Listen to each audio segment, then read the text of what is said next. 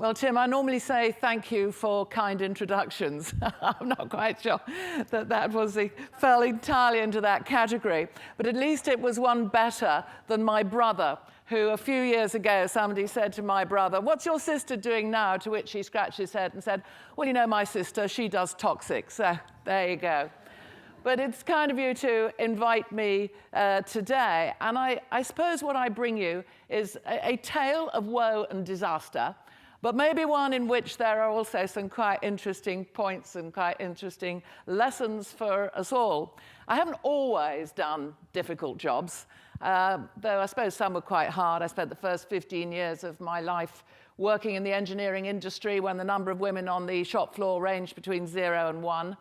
I was then a politician. I was in Parliament at a time when the Conservative Party was the most unpopular party in the country, not easy, and then moved after the electorate spoke and shifted me out of that to the calmer world, or so I thought, of running trade associations. Well, it was at the start when I ran something called APKIMS, the Association of Private Client Investment Managers and Stockbrokers, but then I made a big mistake. My shoulder was tapped, and I was asked to take on the role of being the chief executive of the British Bankers Association for the 5 years of the biggest banking crisis this country has seen for more than a century. In fact, I started that job on the 1st of April 2007. Never start a job on April Fool's Day. And the then chairman of the BBA and chairman of Barclays Bank, Sir Peter Middleton, he tapped me on the shoulder and he said, "Look, Angela, this is what I want you to do. Angela, I want you to take banking off the back pages of the newspapers and put it on the front." I think I met my KPIs on that one. Now, I knew that when I accepted that role, that banks were not exactly, shall we say, popular. But at the same time, you know, we like the branch in the high street, and we use telephone banking and internet banking. So although I wasn't joining the most popular industry, I was also not joining one whose reputation was in the gutter. But that changed very quickly indeed. Now, I'm going to tell you the tale of when the banking crisis started for me, because for me, it started on the second Thursday in September 2007, when I was on a boat on the Thames having dinner. And I received a call from the BBC about 8 p.m. and they said to me, "The Northern Rock has gone to the Bank of England for lender of last resort facilities. Will you come on the Today programme on 7 a.m. and talk about it?" So I said, "I'll think about it and call you back." Switched off my phone, said to those at dinner, "OK, what do you know about this one?" A few did know something about that one. We had a chat. I rang back the BBC and said, "Well, look, lender of last resort facilities, this is for 3 organisations, if you like. Bank of England, the FSA, and the Treasury. So you go and speak to them." Switched the phone off and thought, that's it. Oh, ha, ha, was that it? I was home. It was just after 11 o'clock, and the phone rang again. And it was the BBC, and they said to me, "Well, Bank of England, Treasury, and the FSA have all refused. The website now of the Northern Rock's crashed. People can't shift their money. Will you come and talk about lender of last resort facilities when it's going to be announced at 7 a.m. in the morning for the Today programme?" Well, you've got 2 answers to that question. One's yes, and the other's no. And after some thought, I said yes. And then I thought, well, I better go and Google lender of last resort facilities. I hadn't been there very long, and it's not exactly the meat and drink of the chat in the pub on a Friday night. Anyway, I arrived, the announcement was made, and then I explained, not just to the Today programme, but I did some 25 or 26 interviews back to back. Why? Because actually the 3 organisations, their heads had all gone off to Portugal, I think it was, you know, to have a discussion about something completely different. And we got queues forming out the banks, we got internets that had crashed, we got people who were really worried. So I did an enormous amount of interviews that day. And actually, for the next perhaps 3 days, was something, though, that happened I mean, it did seem to me that the Northern Rock not only was the biggest story here in the UK, but somehow the biggest story in the world, because nothing else seemed to be happening at that time. But then sort of foot and mouth reappeared, and I thought, oh, thank goodness for that. And we actually had a moment when you got the chief vet, you got myself, and we thought, well, if we swapped, you know, and I did the foot and mouth and they did the Northern Rock, would anybody actually notice? Well, we didn't. But that was the start of the banking crisis. And the next year, until September 2008, everything was still extraordinarily tricky. We kind of limped along here, but right around the world, there was problems in the US where some banks went bust. There's problems in Germany where other banks went bust. Two of our former building societies, Bradford, Bingley, Lyons, Leicester, all got in terrible trouble, had to be taken over because that thing's so critical. The wholesale market was very difficult. Banks were having difficulty funding themselves. Then Merrill Lynch hit a problem. Lehman's was allowed to fail, and on the back of that came down the overextended Halifax Bank of Scotland, and RBS, and in Switzerland, UBS, Germany's largest mortgage bank failed, and so on. The French stood up and said, we're underpinning our banks. Right around the world, countries had difficulty. The banking crisis began. The economic crisis followed very quickly behind. Banks were hated, loathed, detested, vilified, and bashed, and rightly so. So what on earth could you do as a trade body? Well, the first thing we did is have a think about why there was quite so much hate. Yes, absolutely, you can understand the huge nature of the problem. But there's about 1 million people who work in the banking industry. There's lots of people, nice, decent, honest people. They're in the branches, they're on the phones, they're actually inside the banks, but everybody was getting it. So it is worth pausing for a moment and just thinking about the reasons why, because some of them resonate today. I mean, banking's a big industry in any country. It's very big and international here in the UK. It paid a lot of tax. It's starting to pay it again. It employs a large number of people. It's quartered here and operates in many, many jurisdictions. And so if there was a set of regulations, or indeed a set of other rules, which an international entity didn't really like, it didn't necessarily move its business, but it would move that activity. So it's hardly surprising that when an industry gets into difficulty, there's a very big effort by all governments to grip it so it can never manage to get round what they wanted, what the governments had wanted again. Perhaps Google need to take note of that. The industry also made difficulties for itself. I'm going to say something now which is going to be hugely unpopular because it spent a large amount of money on advertising, but an awful lot of that advertising was about the bank telling people how, you know, what good things it did. It didn't actually do it from the perspective of the customer or the people that were listening. And you even had something else that happened in which, you know, you'd have one particular bank saying, all the other banks are bad and we're the good boys on the block. Well, that didn't work either. And third, their mantra was one of increased profits. There were hundreds of millions or billions of profits, increased pay to match, increased size, increased reach, doing more things. Fine as far as investors were concerned, boo phrases for the general public. They were very generous in their hospitality, actually. Journalists, politicians, and others all were taken to football matches, tennis matches, and whatever. An assumption was made that they had made friends with those people. And perhaps the most critical factor in the whole of the story was the banks had lost trust with their customers before the crisis, and also with regulators and authorities. So when the crash came, there were no friends. What we therefore had to do at a trade association was something, because you couldn't do nothing. Round our table, we had UK banks, international banks, big ones, small ones, some owned by government, some owned still by shareholders of all shapes and sizes. So not surprising, views were very varied and from very many perspectives.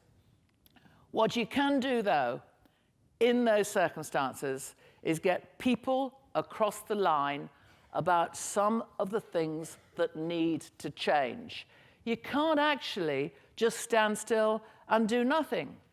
Out in the public domain, we actually tried to set out balanced arguments, not to apologize not to say everything was perfect. We tried to spread options and give views on what were the right directions and what were the ones unlikely to work. In the hothouse of those days, of course, some referred to this as defending the indefensible, and others, often our members, said we were being too impartial.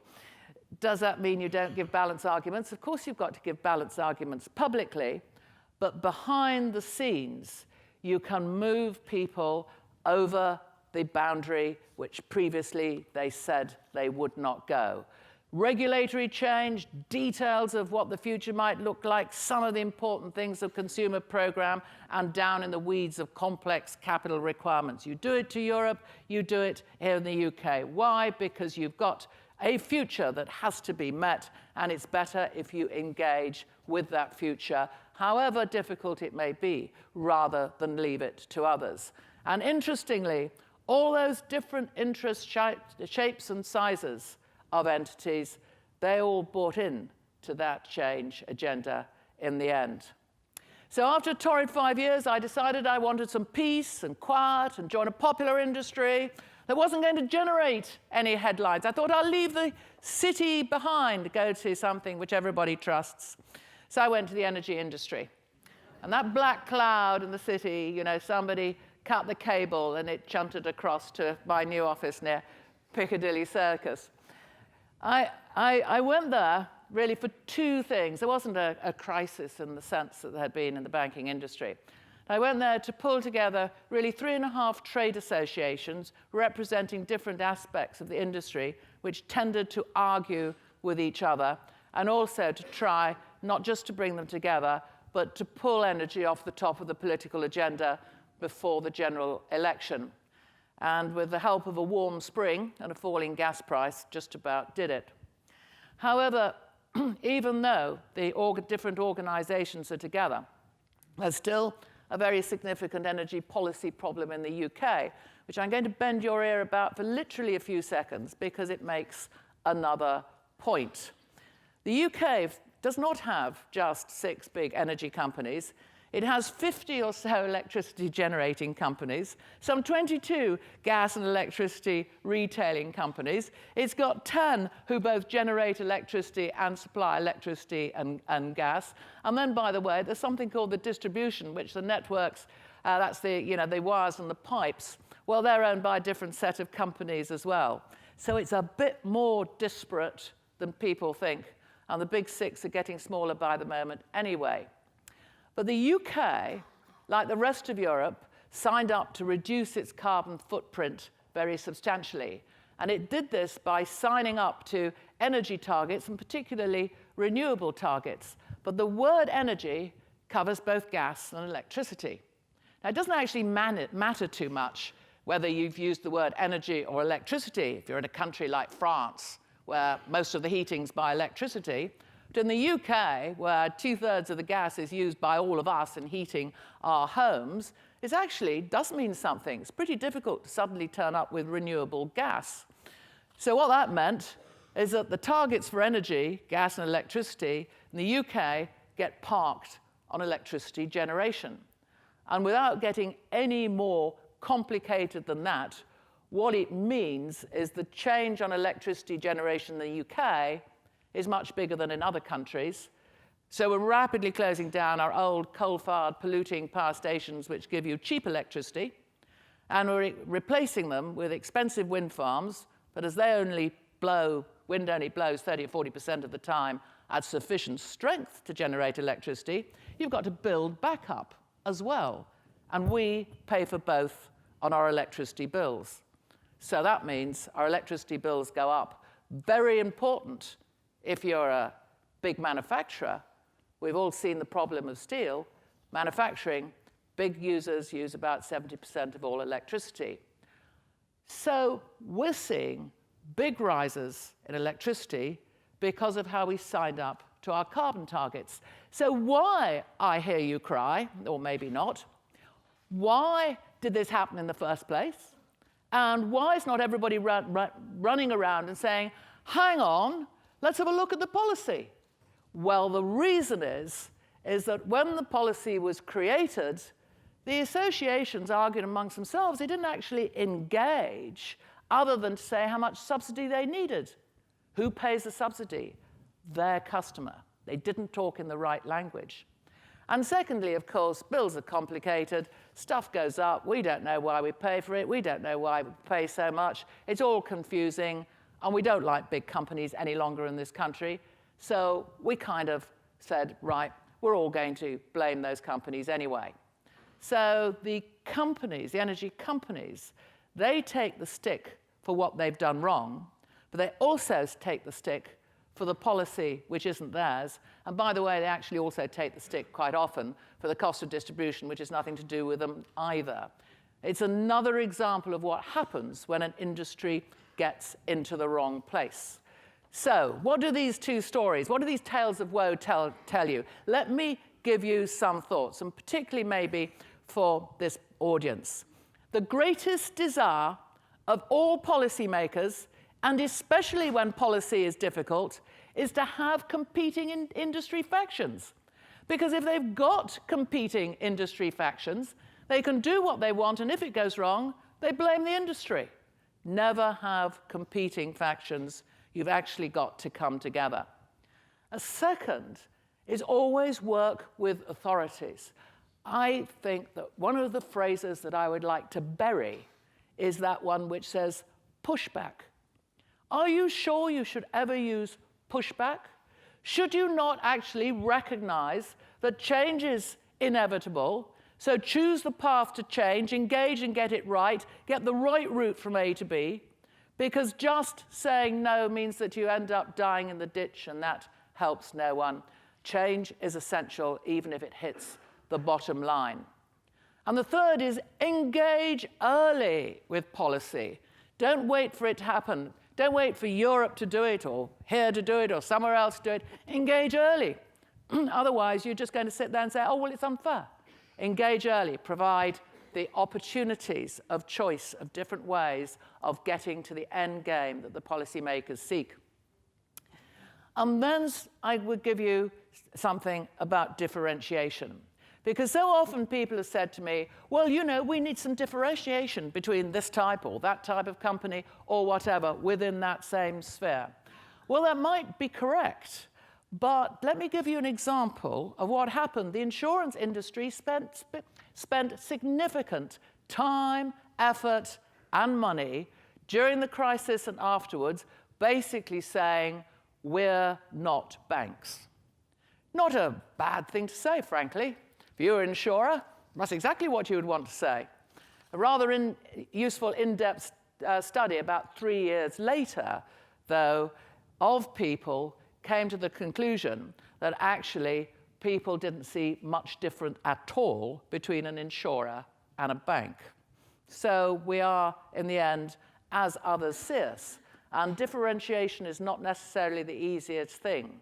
I mean, if the public hasn't got the message, don't blame the public. You have to recognize what they think and change the message.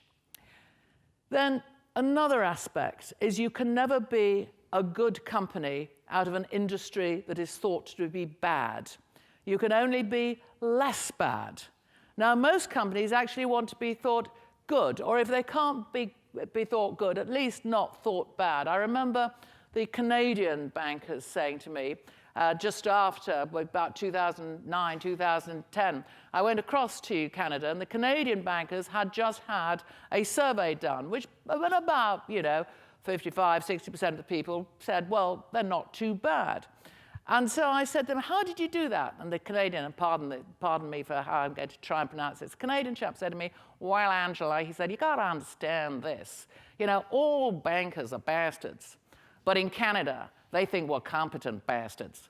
So at the very least, have your aim to be a competent bastard.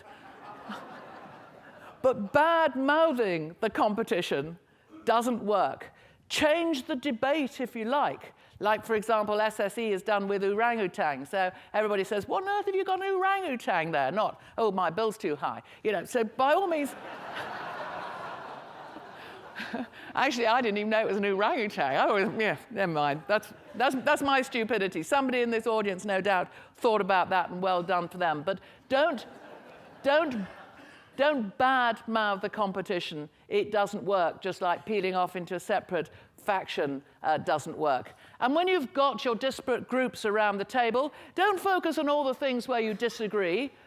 Focus on the things where you can agree, because you will all have some stuff in common. Do the stuff that you've got in common and get some of those changes, get that movement forward, get your ambition up. Do that. The difference you can leave behind. And then I think something that so often is forgotten by companies and indeed by associations themselves. And that's this. You as an association or you as a company, you're looking in your own space. You're looking at the issues from your perspective. As an association, your members are companies. Actually, what you've got to do is look through to the end customer, the end consumer as well. Otherwise, your industry self-serving. You've got to do that one further step. And perhaps two last points. The first is assume that problems are always going to rise. Just because it looks okay, that doesn't mean it's necessarily going to be okay. In fact, if it is going to be okay, you're going to be lucky. If it is going to be okay, don't come where I'm going. But, assume that something bad is going to happen and get everything in place before the tidal wave hits and not during or after. And lastly is this, is that it is very uncomfortable to step up to the plate. And the one sexist thing I would say here is it's even more uncomfortable when you are female, because even in this world of equality, which is so much better than when I started work 40 years ago, if you are a woman, they start off with the most unflattering picture that they can find. They then get into the things you wear, and then they will use the phrases that just make it very difficult. Damnation on them all, but still step up to the plate. Take responsibility, manage the change. Not stepping up to the plate is the worst thing that you can do. Thank you.